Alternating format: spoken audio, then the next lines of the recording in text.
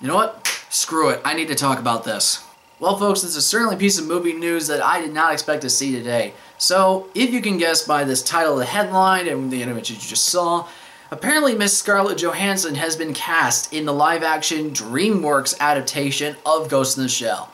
Now, if you guys have been watching my channel for a little while now, you guys know that I love me some Ghost in the Shell. In fact, I will probably say right now it is in the running of my favorite film of all time. And so, a live-action version of my favorite film is something that I am very, very hesitant over. I'm optimistic that maybe it could be good, but it's something where I've seen so many track records of live-action adaptations of other franchises, and they've all just sucked hard. Last Airbender, Dragon Ball Evolution, just to name a couple. And now this. But before I go off on too much of a tangent, let me go ahead and just get into right in the meat of this thing and talk about Miss Johansson herself. Now, while it does not explicitly state that she is cast, or who she is cast in this movie, let's just go ahead and assume that she is going to be playing the headlining role of Motoko Kusanagi. Now, let me just go ahead and get these disclaimers out of the way. Number one, I have no problem with Scarlett as an actress. I think she's a very lovely woman. I think she has acting chops to pull this off, and I have no problem with that. Physicality-wise, I think she's also very capable. She's proven it with Black Widow time and time again during the Marvel Cinematic Universe, and I think she could do it. She basically just has to be Black Widow during the movie. The one problem I can see with her in this movie is her personality. Now, I don't know Scarlett in real life. I really don't know Miss Johansson at all, and I'm just going to keep switching in between the two. I really don't. So I have no right to criticize her character, her personality, or her as a person. I really am not trying to. But I have not seen a personality from her in film that she's emulated that makes me think, oh yeah, she can do Motoko Kusanagi perfectly. Because what I know about Kusanagi is that she has had very different personalities given the incarnations that she's had. One in the original film with the Oshi film is that she's very stoic, has a very sort of emotionless face, and has a more, I would say, somewhat androgynous look. But that's something that's one aspect of her personality. In the original manga, she has a little bit more of a smart mouth personality. In the Arai series, she has a little bit more aggressive, and in Standalone Complex, she's a little bit more of the mix of the two. Has a little bit of a smart mouth side, but also the philosophical side. So there's a really big range of personalities that you could emulate with Kusanagi. And the fact that she's able to emulate all of those and still be a cyborg is, to me, what's really, really impressive about her. But there's another thing about this, and this is going to sound really, really shallow, and allow me to explain this before people start going off the rails, is this. In every adaptation of Ghost in the Shell, Motoko Kusanagi is not afraid to undress herself and become nude. Now, whether or not Scarlett Johansson gets nude on camera as Motoko Kusanagi, I could care less. I don't care about seeing her naked, I just don't. However, when it comes to the character, part of what makes her a character is that she's open about her sexuality. She is meant to be bisexual implicitly, and in the manga, she is shown to have such lesbian relationships in the manga very explicitly, and she does have boyfriends within the story. And so what makes me puzzled is whether or not she is going to willing to go that extra mile and say potentially undressing herself on camera. Now, I'm not asking for it to be like full on like rated R or like NC-17 type stuff. I mean, it's really Ghost in the Shell as a series in terms of sexuality has never been super sexually explicit in terms of live action in terms of animated adaptations. In the manga, way more explicit because of Shiro Masamune's artwork, which I don't have a problem with. But in terms of an animated adaptation, it's not something that has been super explicit over the course of the series. In fact, I think in the original film alone, I think Motoko has only been nude 3.5 times. Yeah, I think so.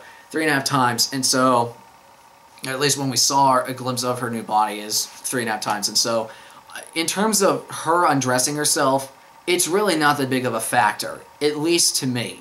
But in terms of her character, I know that is part of her personality. And if part of her personality is something that Scarlett is going to be very hesitant in acting on and trying to adapt to the big screen, that makes me wonder what else about her personality is she not going to try and emulate. So, again, I don't have a problem with her as an actress. I don't have a problem with her as a physical presence. I think she is more than capable of doing either one of those things. In terms of her personality, though, I have no idea what she's going to do. And I don't know what she has done to make me think otherwise. Now, to her credit, and I'm trying to give her as much of the benefit of the doubt as possible, I have not seen 2 films of hers recently where she is a prominent leading role. Lucy and Under the Skin. Now, those 2 films, if I saw them, might completely change my opinion and my basis for thinking that she can do this role at all.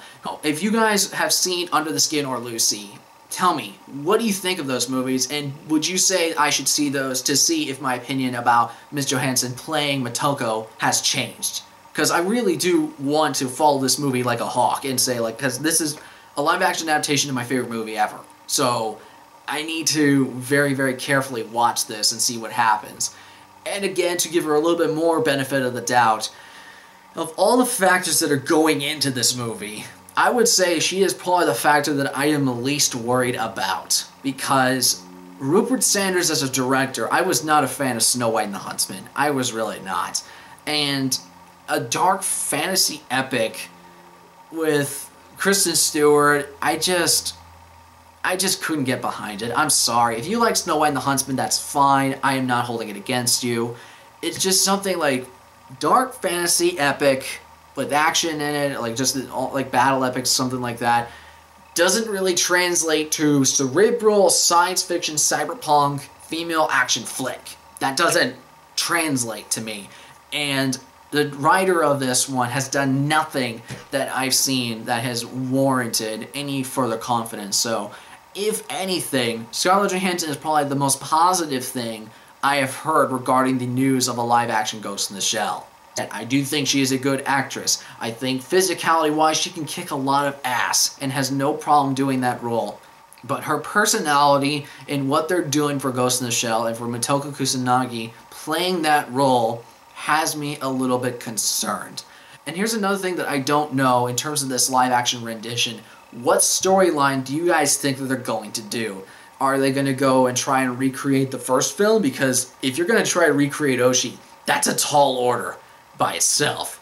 If you're going to do the individual 11 story arc or the Laughing Man story arc from Standalone Complex, are they going to try and do Solid State Society? Are they going to try and do Arise? Are they going to try and do the manga 1-for-1? Or are they going to try something completely original? Because I honestly don't know.